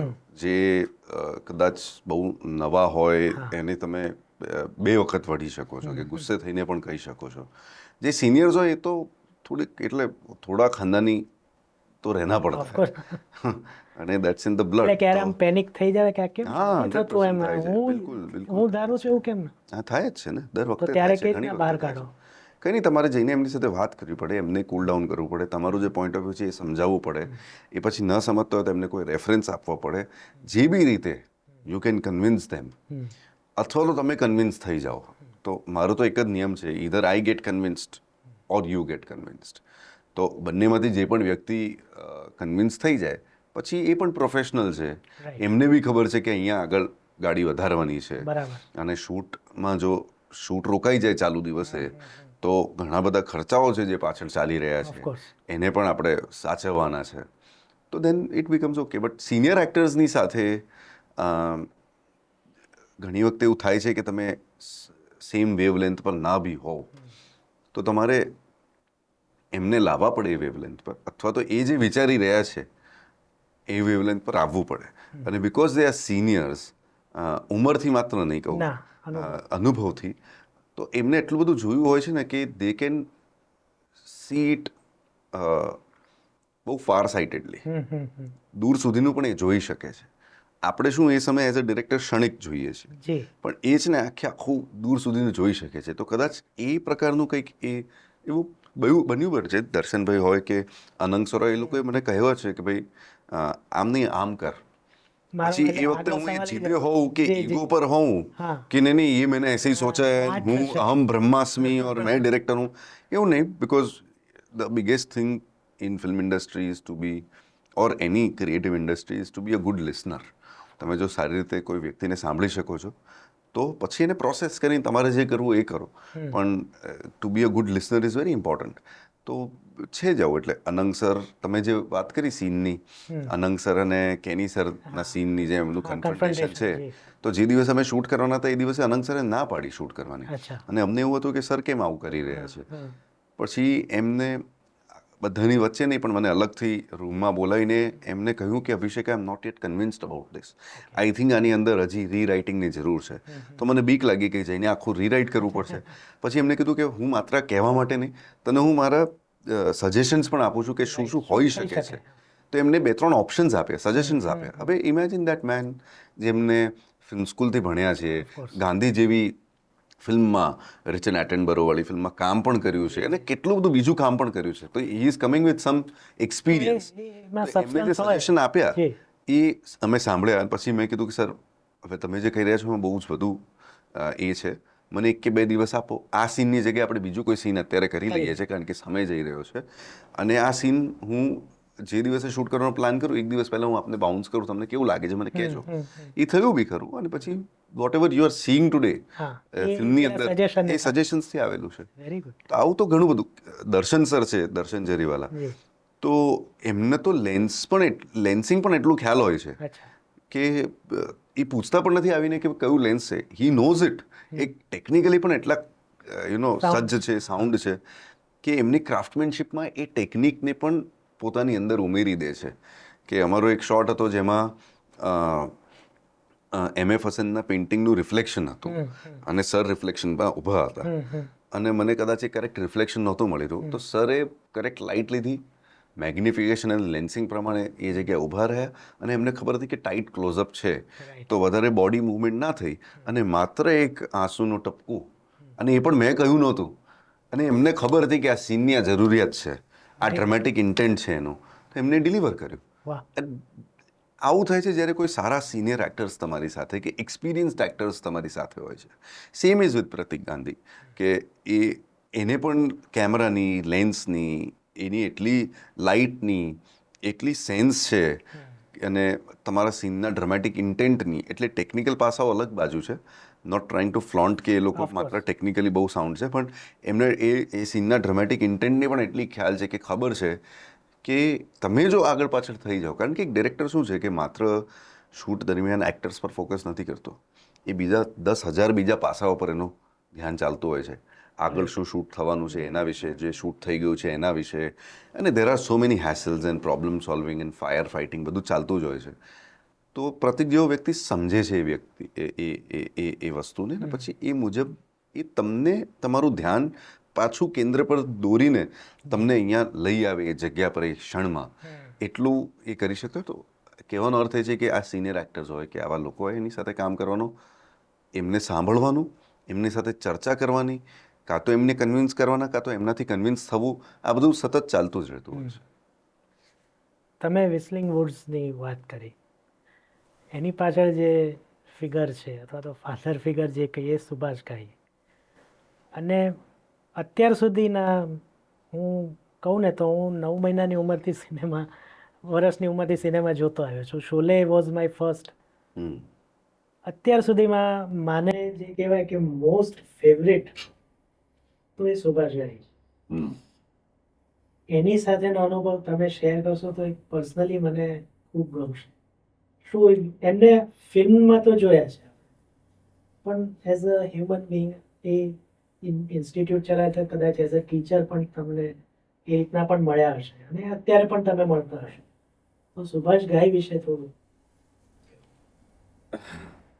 ઇન્ડિયન સિનેમા હિસ્ટ્રીમાં શું કહેવાય, મીડિયાની અંદર પણ લખાયેલું છે અને લોકો પણ કહે છે કે there have been two showmen. એક રાજ કપૂર અને સેકન્ડ ઇઝ સુભાષ ઘાઈ. એન્ડ એના કારણો માત્ર ને માત્ર એમની ફિલ્મો કે એમના ફિલ્મોની સક્સેસ નથી. એ છે કે એમને આખા એક ઇકોસિસ્ટમને આગળ લાવવાની બહુ જ મોટી ઝુંબેશ ઊભી કરી. એક રીતે મારા મતે દેવાનંદ પણ એ સોર્ટ ઓફ દેટ શોમેન જેને નવકેતન આપ્યું કે આપણને આટલા બધા ટેલેન્ટેડ લોકો આપે. તો સુભાષ ઘાઈએ જ્યારે ફિલ્મ સ્કૂલ ઓપન કરવાનું જ્યારે છે તે સમય નક્કી કર્યું હશે, ત્યાર સુધી તો હું ઓળખતો પણ નહોતો કે સુભાષ ઘાઈ કોણ છે, પણ મારા પપ્પાને ખબર હતી. કારણ કે મારા ઉપરની જનરેશનને સુભાષ ઘાઈ એ સિક્કો છે કે સુભાષ ઘાઈની પિક્ચર જોવા જઈએ છે. ત્યારે એવું નહોતું કે આ એક્ટરની ફિલ્મ જોવા જઈએ છે કે આ મ્યુઝિક કમ્પોઝરનું મ્યુઝિક સાંભળવા જઈએ છીએ. સુભાષ ઘાઈની પિક્ચર જોવા જઈએ છીએ. નામ હી કાફી. નામ હી કાફી. એવું આજની તારીખમાં પણ કોઈ ડિરેક્ટર સાથે નથી. તો મારું જ્યારે એડમિશન થયું ત્યારે મારા પપ્પા આમ તો એક્સાઇટેડ પણ હતા અને ચિંતિત પણ હતા કે ભાઈ ફિલ્મ લાઈનમાં જાય છે, પણ એક્સાઇટેડ એ રીતે હતા કે ભાઈ ચલો જે વ્યક્તિને હું એક રીતે ઓળખું છું એના કામથી, પર્સનલી તો નહીં જ, કે ભાઈ જેને જોઈને અમે પણ મોટા થયા છે અમારા યંગર ડેઝમાં, એ વ્યક્તિના મેન્ટરશિપમાં એ ભણવા જઈ રહ્યો છે. એટલે એક રીતે એનો એક સિક્યોર પણ હતા. પણ જ્યારે પહેલી વખત એડમિશન લીધું અને અમે લોકો ત્યાં ગયા બોમ્બે અને પપ્પાની મુલાકાત થઈ સુભાષજી સાથે, અમે એમને પ્રેમથી એસજી કહેતા હોઈએ છીએ. તો એસજી સાથે મુલાકાત થઈ ત્યારે એમને પપ્પાને એવું કીધું કે, અને એ છે ને આમ ડાયલોગ આમ બોલી જ દેતા હોય છે, બહુ સહજતાથી એમના મનમાંથી ડાયલોગ જ નીકળે છે. તો પપ્પાએ એમની ચિંતા વ્યક્ત કરી કે અમે આવા પરિવારથી આવીએ છીએ અને ખબર નહીં શું હશે, આ છે તે છે. બધું એમને સાંભળી દીધું. પછી એક જ વસ્તુ કીધી કે you are his father, from now I am his godfather. પતી ગઈ કેટલા બસ ત્યાંથી એ મીટિંગ પતી ગઈ, પપ્પા સંતોષ બધું. એટલે એમનું ઇન્વોલ્વમેન્ટ આજ સુધી, આજ દિવસ સુધી અમે લોકો સંપર્કમાં છીએ. હું કંઈક નવું કરું એમની સાથે શેર કરું, એમને કંઈક એવું લાગતું હોય કે મારી સાથે શેર કરવા લાયક હોય તો મારી સાથે શેર કરે. હું વર્ષમાં એક વખત તો એટલે ફરજિયાત રૂપે હું વિસ્લિંગ વુડ્સ ઓછામાં ઓછી એક વખત તો જવું જ જવું. અને ત્યાં 5-7 દિવસનો કોર્સ જે પણ કંઈક હોય એ હું અટેન્ડ કરતો હોઉં છું. એટલે મેં તો સર પાસેથી એવી પણ પરમિશન લીધી હતી કે હું ભલે ફિલ્મ સ્કૂલથી બહાર નીકળી ગયો હું 2 વર્ષના કોર્સ પછી, પણ હું દર વર્ષે અહીંયા આવીશ અને જે 5-7 દિવસનો કોઈ પણ વર્કશોપ હોય હું અટેન્ડ કરીશ. કારણ કે આઈ એમ મોર ઓફ એન એકેડેમિક ગાય, કે મારે વારે ઘડી એકેડેમિક્સની જરૂર પડતી હોય છે. તો અભ્યાસ રૂપે કે જે પણ સ્વરૂપે તો હું વારે ઘડીએ ત્યાં ભણવા જતો હોઉં છું. તો he has never told me no, કારણ કે અમે ફર્સ્ટ બેચ સ્ટુડન્ટ છીએ. અને એવું નથી કે માત્ર ફર્સ્ટ બેચ સ્ટુડન્ટ્સ માટે આવો પ્રેમ, બધા જ એમના સ્ટુડન્ટ્સ એમના બાળકો જ છે. તો એમને ક્યારે ના નથી પાડી. અને હું અત્યારે જે પણ કરંટ સ્ટુડન્ટ્સ હોય છે એમની સાથે જઈને બેસીને એઝ અ સ્ટુડન્ટ ભણું પણ છું. તો એ નેવર ટોલ્ડ મી નો કે નહીં આ 7 દિવસ માટે તમે કેમ આવ્યા છે તે છે. એટલે ઇટ ઇઝ લાઈક જેમ એ રિલેશન જે એમને બનાવ્યો કે આઈ એમ હિઝ ગોડ ફાધર, એ ત્યારથી એવું જ છે. પણ એઝ અ ટીચર, કારણ કે કોઈ લેક્ચર્સમાં પણ આવતા હશે, કેવા સુભાષ ઘાઈ? તો આટલા બધા વર્ષોનો એમનો અનુભવ એ અમારી સાથે શેર કરે. જે એક વસ્તુ અને એક બાબત જે હું મારા દરેક મ્યુઝિક કમ્પોઝર્સ સાથે શેર કરતો હોઉં છું, ફિલ્મોના મ્યુઝિક કમ્પોઝર સાથે, કે મારી અંદર સહેજ બી જો મ્યુઝિકનું સેન્સ છે તો it is a huge influence of Subhash Ghai. કારણ કે અમને મ્યુઝિક માત્ર મ્યુઝિક પૂરતું એને કઈ રીતે અપ્રિશિએટ કરવું કે સાંભળવું એ નથી શીખવાડ્યું. એના બિયોન્ડ ફિલ્મ માટે મ્યુઝિક શું કરી શકે છે. જો નાનપણથી માણસ મ્યુઝિક સાંભળતો હોય એ એક અલગ વસ્તુ છે, પણ ફિલ્મ માટે મ્યુઝિક એ શું અને કઈ રીતે બનાવવું કે કમ્પોઝ કરાવડાવવું એ વસ્તુ એમનાથી ઘણું બધું શીખ્યો છું. કારણ કે એમના જે એક્સપિરિયન્સીસ છે કે એમના જે પોઈન્ટ ઓફ વ્યૂ છે એ ધ્યાનમાં રાખીને નો વન હેઝ ટુ પ્રૂવ કે સુભાષઘઈની ફિલ્મોની અંદરનું મ્યુઝિક એ એટલે એટલી હદ સુધી હું તમને ટોકીશ, કારણ કે હવે ફેન મોમેન્ટ આવી છે કે એમના બેકગ્રાઉન્ડ મ્યુઝિક એ એટલા જ બોલતા હોય છે ને, એન્ડ દે રિપીટ બધી જ મૂવીઝમાં અમુક જાતના, અને એના પરથી તમને કહેવાય ને કે આ છપ્પો છે સુભાષભાઈ. જે હીરોમાં એમનો એક બેકગ્રાઉન્ડ મ્યુઝિકનો પીસ હતો એ રામલખનમાં પણ જોવા મળ્યો, અને છેક તાલ સુધી પણ એ જોવા મળ્યો. હા, તો એમનું મ્યુઝિકનું સેન્સ એ શું કહેવાય અમને ઘણું બધું શીખવાડી ગયું છે. હવે પાછા આપણે ગુજરાત ઉપર આવીએ. ગુજરાતી ફિલ્મો હિટ જાય એ બરાબર છે, પણ લોકોમાં એ પ્રત્યે એક સેન્સ થાય કે ના ગુજરાતી મૂવી છે ને, કારણ કે બજેટનો પણ સવાલ છે. તો એના માટે શું કરવું જોઈએ? કોઈ હિટ નહીં પણ ફિલ્મો સ્વીકારવાની શરૂ થાય. કારણ કે આની પાછળ એક કારણ છે, જેમ તમે કહ્યું કે 4 હિન્દી ફિલ્મો આવે. ભૂતકાળમાં એવા બનાવો બન્યા છે કે એકસાથે 3 ગુજરાતી મૂવી આવે ને 3ય ન ચાલી હોય. તો શું કરી શકાય કે એટલીસ્ટ લોકોને એમ થાય કે ના હું ગુજરાતી મૂવી જોવા જાઉં?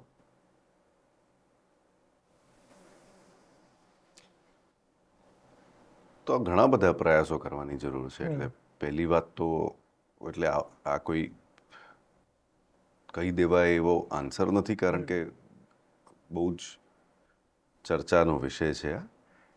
એમાં એડ્યુકેશન પણ બહુ ભાગ ભજવે છે.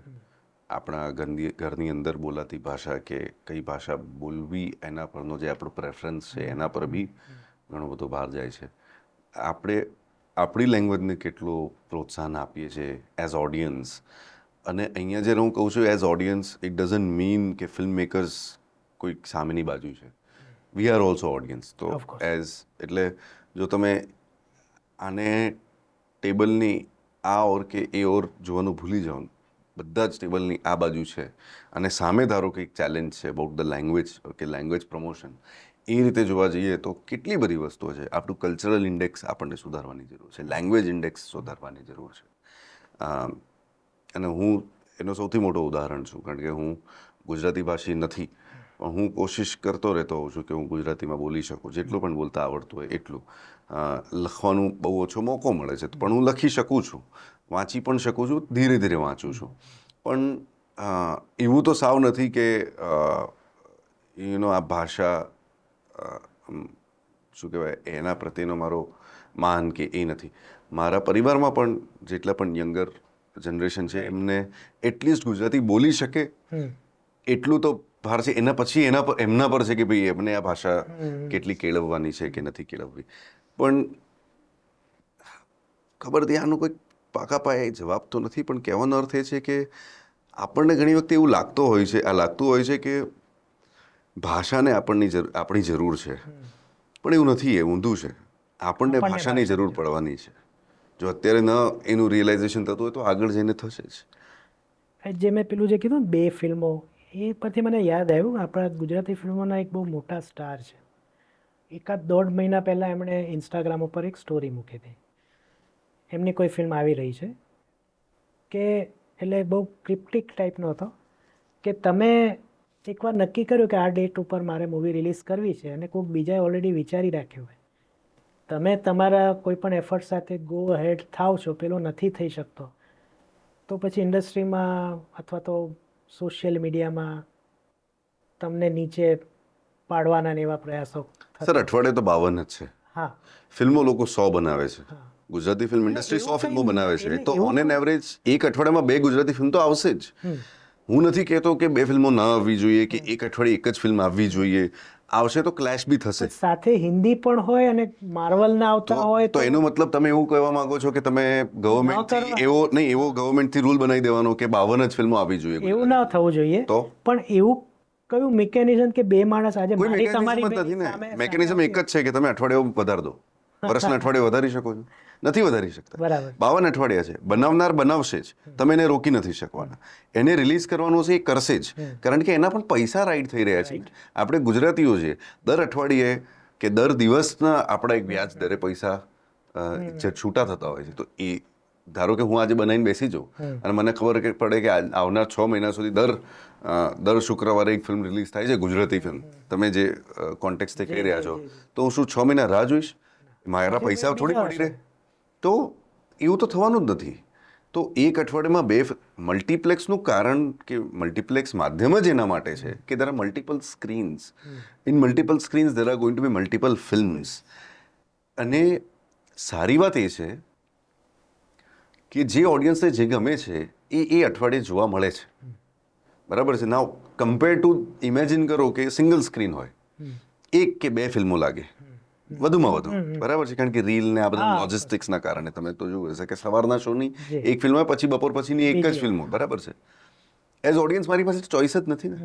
તમે જે 2 ફિલ્મો રિલીઝ કરી છે મારે એ જ જોવાની, અને જે બીજી 8 ફિલ્મો જે બનીને તૈયાર છે ને આ અઠવાડિયે ન આવી શકી, એનું નુકસાન એને નુકસાન થઈ જ રહ્યું છે. એટલે તમે બેસિકલી પ્રોડ્યુસર્સનું પતન કરવા જઈ રહ્યા છો.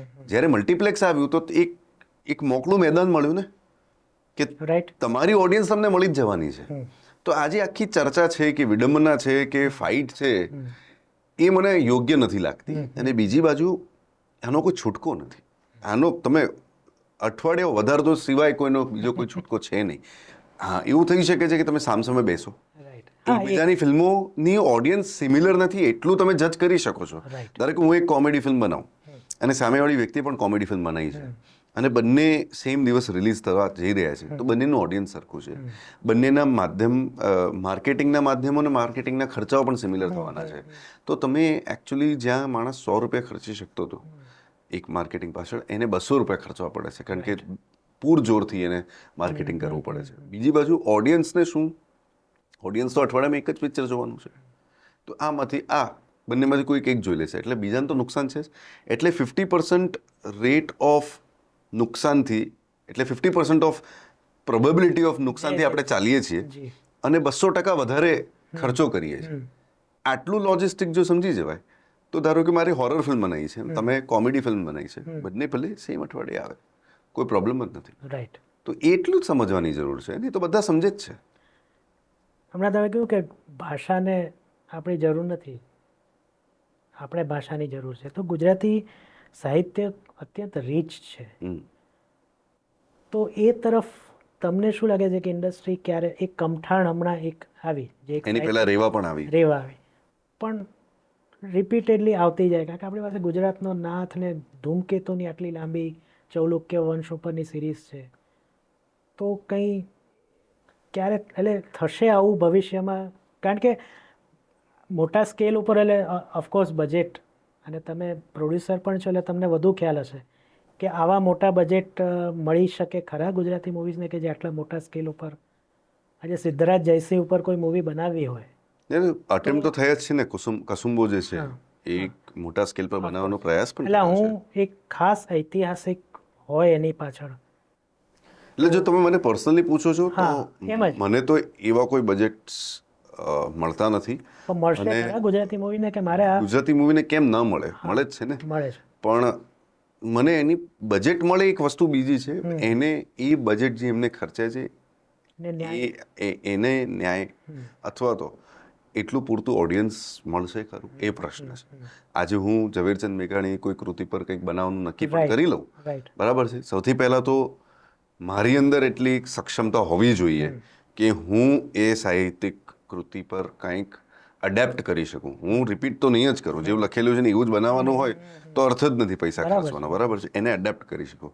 કોઈ માણસ ક્યારે અડેપ્ટ કરી શકે? જ્યારે એને બહુ જ સારી રીતે જાણતો હોય, એ કૃતિને બહુ સારી રીતે જાણે, એ ભાષાને બહુ સારી રીતે જાણે, એનું જે ઓડિયન્સ છે એને બહુ સારી રીતે જાણે.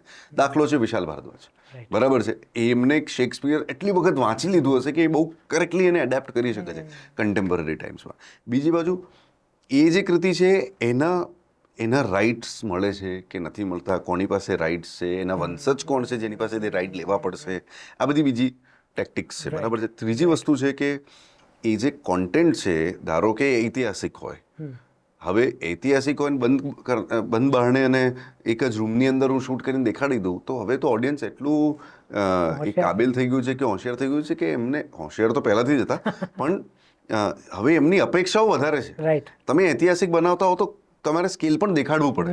પછી એ સ્કેલનું બજેટ મળવું અને એ બજેટ ધારો કે મળી પણ જાય, આંખ બંધ કરીને કોઈ પૈસા ઇમોશનમાં લગાડી પણ દીધા, પણ એટલા બજેટનું યોગ્ય ઓડિયન્સ મળવું, આ બધા બહુ જ બધા પાસાઓ છે. અને એની સામે એક મૌલિક કૃતિ તમે લખાવડાવી શકો છો, તમે લખી શકો છો અને સહેલાઈથી તમે કાસ્ટ કરીને તમારા પૂરતા બજેટની અંદર બનાવીને તમે આગળ પણ વધી શકો છો. હવે આ બે જે જ્યારે વસ્તુ તમે આગળ મૂકો છો તો કોઈ પણ પ્રોડ્યુસર ઇમોશનલ કોલને બાદ રાખીને કોઈક સાહિત્યિક કૃતિ પર બનાવે એ મને બહુ રેર છે. રાઈટ. આપણા શોમાં સંજય ગલસર આવ્યા હતા. એ એક મરાઠી મૂવીની રિમેકમાં અત્યારે કામ કરી રહ્યા છે. ઓકે. તો અભિષેક જૈન કોઈ વાર વિચારે કે હું તમિળ કે મને મૂવી ગમી તો હું એની રિમેક ગુજરાતીમાં બનાવું? એવું હા, પણ એટલું ટ્રિવિયલ નથી હોતું કે ચલો આ ગમી છે આનો રિમેક બનાવીએ. પણ જેમ મેં કહ્યું ને કે જેમ ઓલા ચાર રસ્તા પર કોઈ વ્યક્તિ મળ્યો અને એ મનમાં રહી ગયું, એ જ રીતે કોઈ ફિલ્મ રહી ગઈ આપણા મનમાં ને આપણને એવું લાગતું હોય કે નહીં યાર આ વાર્તા કદાચ હું પણ કહી શકું છું, આવી રીતે કહી શકું છું, આને મેં આવી રીતે અડેપ્ટ કરી શકું છું, તો પછી કેમ નહીં? તો જેમ બીજા બધા સ્ત્રોત છે ઇન્સ્પિરેશનના, કોઈ ફિલ્મ પણ એક સ્ત્રોત જ છે ઇન્સ્પિરેશનનો. એટલે શક્યતાઓ ભવિષ્યમાં હોઈ જ શકે છે. થઈ શકે. તો ભવિષ્યની વાત કરીએ તો હવે અભિષેક જૈનની નેક્સ્ટ ફિલ્મ કઈ અત્યારે શું છે? અમે એક ફિલ્મ પ્રોડ્યુસ કરવા જઈ રહ્યા છે. ઓકે. એ હું પ્રોડ્યુસ કરી રહ્યો છું અને ગુજરાતીમાં જ છે. તો એ ફિલ્મ પતાવ્યા બાદ ઓક્ટોબર નવેમ્બરના મહિનામાં એક ફિલ્મ જે હું ડિરેક્ટ કરવા માગું છું એ હું કરીશ. અને એક ફેબ્રુઆરી માર્ચની અંદર એક ત્રીજી ફિલ્મ છે જે અગેન હું પ્રોડ્યુસ કરવા માંગુ છું, ડાયરેક્ટ નથી કરવા માંગતો. એ પણ ગુજરાતી? એ પણ ગુજરાતી છે. તો અત્યારે બધું. તો હવે હિન્દી ફિલ્મ અભિષેક જૈન ડિરેક્ટ કરે એ દિવસ ક્યારે આવશે? કરેલું જ છે ને હવે આગળ. ઓકે. એટલે એક વાર્તા લખાઈને તૈયાર તો છે, હવે એને યોગ્ય કાસ્ટ મળે, કારણ કે સ્ટુડિયો પણ છે જ રેડી, પણ પ્રોપર કાસ્ટ મળે અને બધું ગોઠવાય એની રાહ છે. પછી એ જે તે સમયે બનાવવાનું થશે એ થશે. બરાબર છે. નવા જોનર જેમ કે હમણાં જગત આવી એટલે ચાઇલ્ડ ટ્રાફિકિંગ જેવો સિરિયસ અને એને સરસ હેન્ડલ કર્યો. આવી આશા પણ, એટલે જ્યારે આવી ફિલ્મો જોઈએ ને, જેમ કે પહેલી વાર કેવી રીતના જઈશું એટલે એક આશા હતી કે ના હવે સરસ ફિલ્મો આવશે ને આવે છે. તો આવા જોનરને ટેપ કરતા અથવા સ્પર્શ કરતા ગુજરાતી ઇન્ડસ્ટ્રી ફિલિંગ ફ્રી. આ તો મેં પહેલો દાખલો જોયો કે સાવ અલગ પ્રકારની મૂવી, અને હિન્દી કે બીજા કોઈમાં આવી કોઈ મૂવી મારા ધ્યાનમાં એટલીસ્ટ નથી આવી કે ચાઇલ્ડ ટ્રાફિકિંગ જેવા વિષયને હેન્ડલ કરતી હોય. તો એવું કંઈ ભવિષ્યમાં તમારા જાણકારમાં કે કોઈ છે કે આવું કોઈ અલગ વિષય કોઈ સ્પર્શ કરવા જઈ રહ્યું છે? એકચ્યુઅલી આજની તારીખમાં તમે ભૂતકાળમાં પણ આવું થયું જ છે.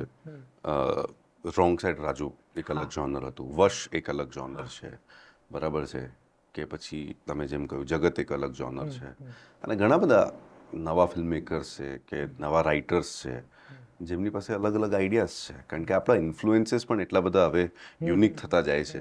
આપણે પણ કોરિયન ડ્રામા જોઈએ છે કે પછી ફ્રેન્ચ સિનેમા જોઈએ છે, જે પણ છે. એટલે આ બધા ઇન્ફ્લુએન્સીસ પણ તમને વધારે હેલ્પ કરે છે, ઇક્વિપ કરે છે કંઈક નવું કહેવા માટે. તો ઘણા બધા નવા રાઇટર્સ છે, ડિરેક્ટર્સ છે, કંઈક નવું કહેવા માગે છે અને કહી જ રહ્યા છે.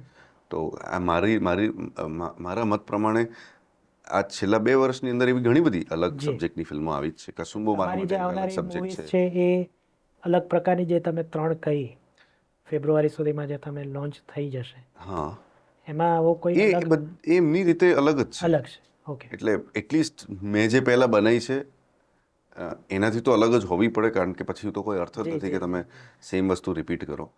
તો એ અલગ જ છે એની રીતે.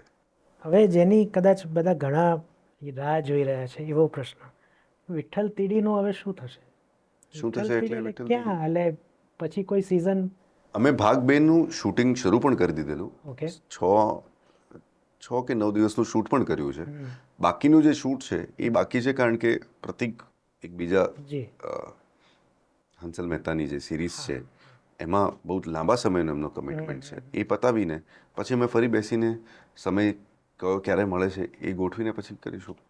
અને કોઈ બીજી વેબ સિરીઝ ફિલ્મો તો છે જ, એવી કોઈ ઈચ્છા? અત્યારે તો ફિલ્મો છે હા, અને વિઠ્ઠલ તો છે જ. એટલે વિઠ્ઠલ પાર્ટ હિન્દીમાં કોઈ વેબ સિરીઝ બનાવવાની ઈચ્છા કે એવું કંઈ ખરી? કંઈક યોગ્ય આવશે તો કરીશું. બરાબર. તો અભિષેકભાઈ, તમે હવે ખાસા અનુભવી થઈ ગયા, પણ જેને હવે આવવું છે એને તમે શું કહેશો? ફિલ્મ બનાવી છે, એક્ટિંગ કરવી છે કદાચ, તો એને શું કરવું જોઈએ?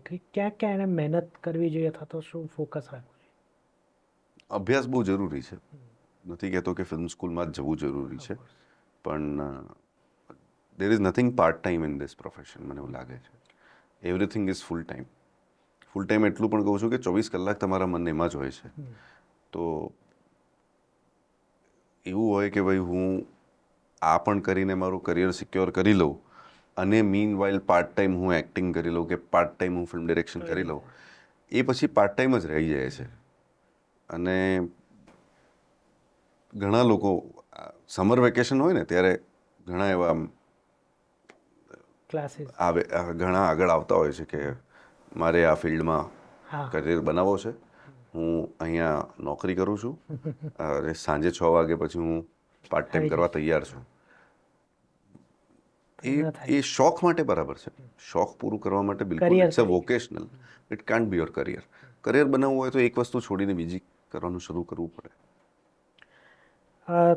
તમે સુભાષભાઈના સ્ટુડન્ટ છો અને કદાચ 2 યારમાં તમે અમુક સેકન્ડ માટે જોવા પણ કેવી રીતે જઈશ માં એમાં હતો તો કોઈ લાંબો રોલ કરવાની ક્યારે ઈચ્છા ના થઈ? ના, આ તો કરવો નથી. માત્ર એ પણ મારો અભ્યાસ જ છે. કેવી રીતે જઈશમાં પણ હું મારી રીતે શું કહેવાય કે મેં એક્ટિંગ કરેલી કે 2 યારમાં નાનકડો રોલ કે હમ દો હમારે દોમાં. હા તો એ એટલા માટે જ કારણ કે એ મારો અભ્યાસ છે કે ભાઈ આપણે જે રીતે એક્ટરને ઇન્સ્ટ્રક્શન્સ આપતા હોઈએ છીએ એ વાત એની અંદર પણ કેટલી બધી વસ્તુઓ ચાલતી હોય છે મનમાં, અને એને તમારા સીનને કમ્યુનિકેટ કરવાનું છે, એના ઇન્ટેન્શનને કમ્યુનિકેટ કરવાનું છે, એની ઇન્સિક્યોરિટીઝને બાદ રાખીને. તો એક બહુ ટફ જોબ છે ટુ એક્ટ. બહુ સહેલું નથી. Because to act is to be. અને લખવાવાળાએ લખી નાખ્યું, ડિરેક્ટ કરવાવાળો ડિરેક્ટ કરી દેશે, બધા ટેકનિશિયનો પાછળ ઊભા જ છે, બરાબર છે, પણ જ્યારે તમારે એ પાત્ર બનીને એ ભાગ ભજવવાનું થાય છે, ઇટ ઇઝ નોટ ઇઝી. તો એ એક્સપિરિયન્સ લેવા માટે હું આવું નાનું નાનું કરતો હોઉં છું. Just two experience that what is the vibe in the room. તમે કેટલું શીખી શકો છો. ફ્રી સમયમાં અભિષેકજીને શું કરે? ફ્રી સમયમાં પરિવાર સાથે સમય વિતાવવાનું, કોઈક સારી બુક હોય એ વાંચવાનું, રીડિંગ મને ફરવા જવાનું ગમે? અને ફરવા જવાનું. કોઈ ગમતું ડેસ્ટિનેશન કેવું ખરું? એટલે ઇન્ડિયામાં કે ઇન્ડિયા ગમે ત્યાં તમે અત્યાર સુધી જઈ આવ્યા હો, એમાંથી તમને કોઈ જગ્યા બહુ ગમી? મને ન્યૂઝીલેન્ડ બહુ ગમ્યું છે. ઓકે. અને બહુ જ એકાંત. અને ન્યૂઝીલેન્ડનું ડિસ્ક્રિપ્શન હું એવી રીતે જ આપતો હોઉં છું કે નાનપણમાં જ્યારે અમે હોળી કે દિવાળીએ પરિવાર સાથે ભેગા મળીને ફોટો સ્ટુડિયોમાં જતા અને ફોટો પડાવવા માટે, ત્યારે પાછળ એક વોલપેપર હતું. તો હંમેશા મને એવો પ્રશ્ન થતો કે આ વોલપેપર ફેક છે, કારણ કે આવું કંઈ હોય નહીં, આવી કોઈ દુનિયા છે નહીં એમ. પણ જ્યારે હું ન્યૂઝીલેન્ડ ગયો ત્યારે મને લાગ્યું કે અચ્છા, બચપન મેં જો વોલપેપર દેખા था वो यहाँ से आया है. અને આવી કેટલી બધી બીજી જગ્યાઓ છે દુનિયામાં, આપણા ભારતમાં પણ કે જ્યાં પણ. તો મને ન્યૂઝીલેન્ડની એટલા માટે, કારણ કે દેટ વોઝ માય ફર્સ્ટ, એ મારા નાનપણ સાથે સંકળાયેલી ઇમેજને હિટ કરી, એટલા માટે એ મારા માટે ફેવરેટ જગ્યા છે. અને બિંગ ફૂડી માય સેલ્ફ, તમને ખાવા? હું પણ ફૂડી છું. શું ઘરના ની બહાર શું ખાવાનું ગમે? ઘરમાં તો આપણે જમતા હોઈએ છીએ, ઘણાને પૂછીએ કે દાળ ભાત રોટલી શાક. હા, પણ બહાર શું ગમે ખાવાનું? મને છે ને, મને બધી જ જાતનું ખાવાનું ગમે છે. તો મને એટલે પછી કોઈ બાંધછોડ નથી એમ. એવું કોઈ ફેવરેટ હોય કે કોકને પાવભાજી જ ખૂબ ભાવે? ના તો પછી એને ફૂડી ના કહેવાય ને. ના એટલે કોઈ એક વસ્તુ જ ભાવતી હોય તો પછી ફૂડી હવે નથી. બધું પણ એમ થાય કે ના મને પાઉં ના એવું એવું કંઈ ખરું એમ. એટલે એવું ઘણું બધું છે, પણ આઈ થિંક મને દેશી ભાણું બહુ ગમે છે કે ભાઈ દાલ બાટી હોય પણ એ ઘરની જ. બહાર તો દાલ બાટી હું ખાતો જ નથી. ઓકે. બરાબર છે, ભાગ્યે જ ક્યારેક ખાધી હશે. પણ અચ્છા, મારા ઘરમાં કાઠિયાવાડી ખાવાનું નથી મળતું, તો મને કાઠિયાવાડી કોઈક ઓથેન્ટિક મળી જાય તો મજા પડે. અમે લોકો એટલે મારા ઘરમાં તો ઓબ્વિયસલી જૈન ધર્મના કારણે રીંગણા નથી ખાતા, પણ હું રીંગણા ખાઉં છું. ઓકે. તો પણ હું બહાર ખાઉં છું, કારણ કે ઘરમાં નથી પીરસાતું એટલે બનતું કે પીરસાતું, તો હું બહાર રીંગણા ખાઉં છું. રીંગણાનો ઓળો મને બહુ ભાવે, હું એ ખાઉં જ. એટલે ઘણી બધી વસ્તુઓ છે. એટલે if I am a foodie, the rule is not to stick to one food. બરાબર. તમને ઘણું બધું ગમતું હોવું જોઈએ. રાઈટ. છેલ્લો સવાલ ઓન લાઇટર નોટ, તમારી 3 મૂવીઝ જ્યારે પણ આવશે, પ્રીમિયર થશે, મને ખબર નથી. એટલે ઉજવણી થશે. ઓફકોર્સ. ઉજવણી 100% થશે. આટલા બધા લોકોએ 300-400 લોકોએ ભેગા મળીને મહેનત કરી હોય, એમને બધાને ભેગા મળીને એક સાથે દેખાડવાની ઉજવણી તો થવી જ જોઈએ. રાઈટ. કરી પણ છે, ભૂતકાળમાં પણ કરી છે. આ જે ટર્મ છે ને કે પ્રીમિયર બેન કરી દેવું, એ કદાચ તમે બહુ ટ્રિવિયલી લઈ લીધું છે. મારા કહેવાનો અર્થ, એની પાછળનો તાત્પર્ય હતો કે ભાઈ એને ઉજવણીની જેમ જ જોવું જોઈએ. જો તમે એમ કહીને પ્રીમિયર કરો છો કે ઉજવણી છે, તો એ અને કહેવાની પણ જરૂર નથી. Actually premier is મેન્ટ four celebrating it. પણ એ સેલિબ્રેશનમાં ઘરના લોકો બિયોન્ડ જ્યારે આવે છે કે પછી તમે કોઈને સાંભળી નથી શકતા, એ પ્રકારના રિલેશનશિપ હોય, તો પછી એનો અર્થ જ શું છે? રાઈટ.